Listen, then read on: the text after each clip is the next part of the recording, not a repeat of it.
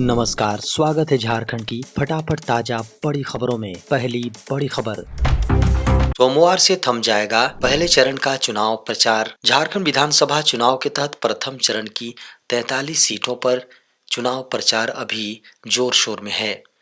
खबर है कि इन सभी सीटों पर 11 नवंबर यानी सोमवार को शाम 5 बजे चुनाव प्रचार समाप्त हो जाएंगे। सभी दलों और प्रत्याशियों को चुनाव प्रचार के लिए अब 3 दिन का ही समय मिलेगा। इस दौरान इन सभी सीटों पर धुआंधार प्रचार होगा। बता दें कि झारखंड में 2 चरणों में झारखंड विधानसभा चुनाव संपन्न होने हैं। प्रथम चरण में 13 नवंबर को और दूसरे चरण में 20 नवंबर को मतदान होगा। वहीं 23 नवंबर को चुनाव के रिजल्ट जारी होंगे। बता दें कि प्रथम चरण में 43 सीटों पर 13 नवंबर को मतदान होना है। इस दिन, जी हां, इस 3 दिनों की अवधि में प्रधानमंत्री नरेंद्र मोदी सहित कई बड़े स्टार प्रचारकों की जनसभा एवं अन्य कार्यक्रम आयोजित किए जाएंगे। प्रधानमंत्री 10 नवंबर को रांची में ओटीसी मैदान पंडरा से रातू रोड के न्यू मार्केट चौक से रोड शो करेंगे। बता दें कि इसी दिन प्रधानमंत्री का बोकारो और गुमला में भी कार्यक्रम है। झारखंड के खूंटी पुलिस ने 78 लाख की अफीम और 15 लाख कैश के साथ दबोचे 2 तस्कर। झारखंड विधानसभा चुनाव से ठीक पूर्व झारखंड के खूंटी पुलिस ने अफीम माफिया के खिलाफ बड़ी कार्रवाई की है। खबरों की माने तो पुलिस ने 78 लाख रुपए की अफीम और 15 लाख रुपए कैश के साथ 2 अफीम तस्करों को गिरफ्तार किया है। मीडिया की खबरों को माने तो पुलिस को सूचना मिली थी कि तोरपा के अड़की इलाके में कुछ संदिग्ध युवकों का तोरपा क्षेत्र में लगातार आवागमन की सूचना थी। इसी के आधार पर तोरपा पुलिस ने संदिग्धों पर नजर रखना शुरू कर दिया। कई दिनों तक पुलिस के रडार में रहे युवकों का ठिकाना पुलिस को हाथ लगी। खबरों की माने तो ये तस्कर तोरपा से ही अवैध अफीम का धंधा करते थे ताकि किसी को भनक न लग सके। आज झारखंड पहुंचेंगे प्रधानमंत्री नरेंद्र मोदी, करेंगे चुनावी सभा। प्रधानमंत्री नरेंद्र मोदी आज यानी 10 नवंबर को झारखंड पहुंचेंगे। झारखंड में विधानसभा चुनाव के लिए कुछ ही समय बचा है। इससे पहले सभी सियासी दल जोर शोर से मतदाताओं को रिझाने में लगे हैं। सभी पार्टियों के दिग्गज नेता इस समय लगातार चुनाव प्रचार में जुटे हुए हैं। इसी क्रम में प्रधानमंत्री नरेंद्र मोदी आज यानी 10 नवंबर को बीजेपी प्रत्याशियों के समर्थन में एक विशाल रोड शो करेंगे। इस कार्यक्रम में पीएम नरेंद्र मोदी 3 किलोमीटर से अधिक लंबी रोड शो का नेतृत्व करेंगे। इस रोड शो में पीएम मोदी लगभग 4 विधानसभा क्षेत्रों को कवर करेंगे। इस दौरान भाजपा के दिग्गज नेता भी रोड शो में शामिल रहेंगे। कांग्रेस नेता राहुल गांधी की हेमंत सोरेन ने बिरसा मुंडा एयरपोर्ट पर किया स्वागत। शनिवार को रांची के बिरसा मुंडा एयरपोर्ट पर झारखंड के मुख्यमंत्री हेमंत सोरेन ने राहुल गांधी का स्वागत किया। बता दें कि झारखंड विधानसभा चुनाव से पूर्व कांग्रेस प्रत्याशी के पक्ष में प्रचार करने के लिए राहुल गांधी झारखंड पहुंच गए हैं। मुख्यमंत्री ने शॉल ओढ़ाकर कांग्रेस नेता राहुल गांधी की आगवानी की। कांग्रेस नेता यहां से हेलीकॉप्टर से जमशेदपुर रवाना हो गए। जमशेदपुर पश्चिम विधानसभा सीट पर वे झारखंड के स्वास्थ्य मंत्री बन्ना गुप्ता, जी हां, बन्ना गुप्ता के पक्ष में झारखंड चुनाव के लिए चुनाव प्रचार करना था। झारखंड में चुनाव से पहले मुख्यमंत्री हेमंत सोरेन का वादा, 2 साल में भरेंगे झारखंड सरकार के सभी रिक्त पद। झारखंड में होने वाले विधानसभा चुनाव 2024 से पहले झारखंड के मुख्यमंत्री हेमंत सोरेन ने बड़ा वादा किया है। मीडिया की खबरों को माने तो मुख्यमंत्री ने कहा है कि झारखंड में एक बार फिर इंडिया गठबंधन की मजबूत अगुवा सरकार बनने जा रही है। उन्होंने कहा कि झारखंड में सबसे ज्यादा समय तक शासन करने वाली बीजेपी ने नियुक्तियों की राह में जो अड़चनें पैदा की थी, वो भी दूर कर लिया गया है। मुख्यमंत्री ने कहा कि जनादेश मिलने के बाद इंडिया गठबंधन की सरकार बनते ही 2 साल के अंदर राज्य सरकार के सभी रिक्त पदों को भरा जाएगा। इसके साथ ही सभी विभागों के मानव बल की मैपिंग भी होगी।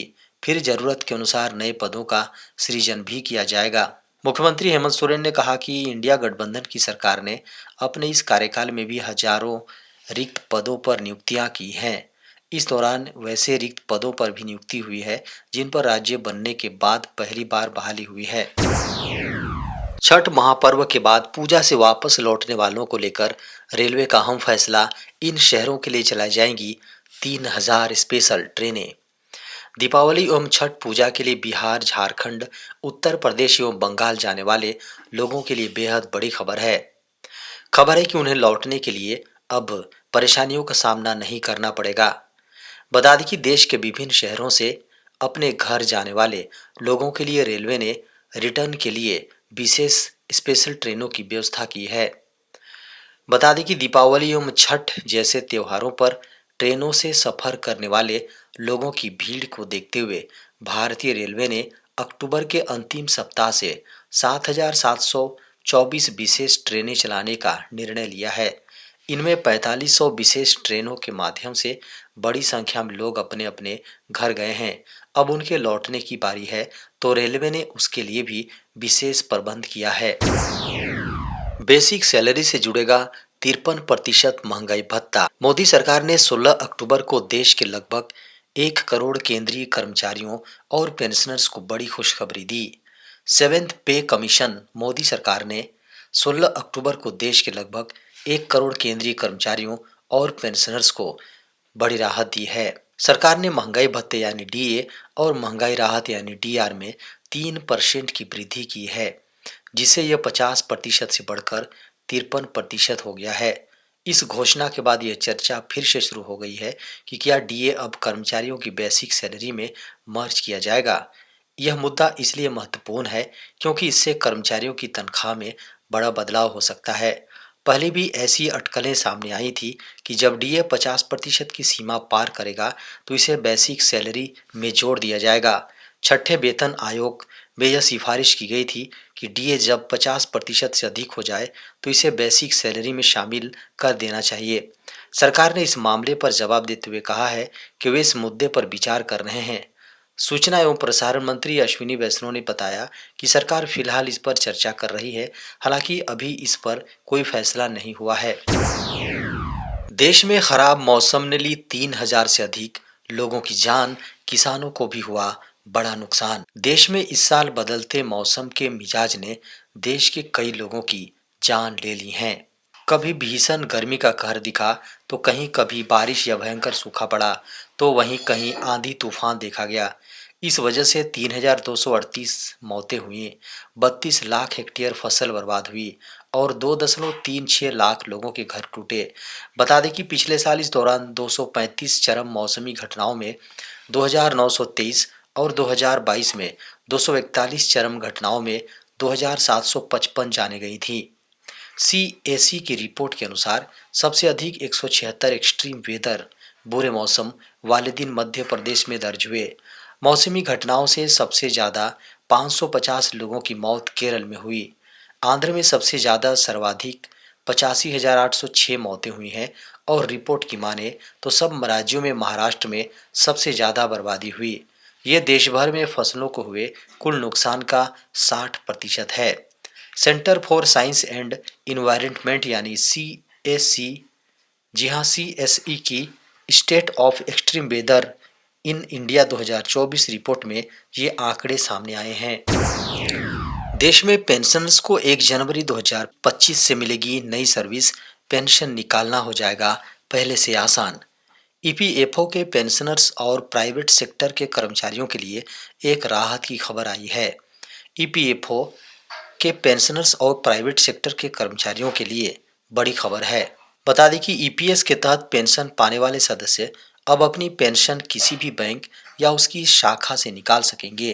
यह सुविधा 1 जनवरी 2025 से लागू होगी और इस नए सिस्टम का फायदा देश भर के 78 लाख से अधिक ईपीएस पेंशनर्स को मिलेगा। दरअसल सितंबर में केंद्रीय सरकार ने इम्प्लॉइज पेंशन स्कीम 1995 के लिए सेंट्रलाइज्ड पेंशन पेमेंट सिस्टम यानी सीपीपीएस की मंजूरी दी थी, जिससे पेंशन धारक देश के किसी भी बैंक की शाखा से अपनी पेंशन ले सकेंगे।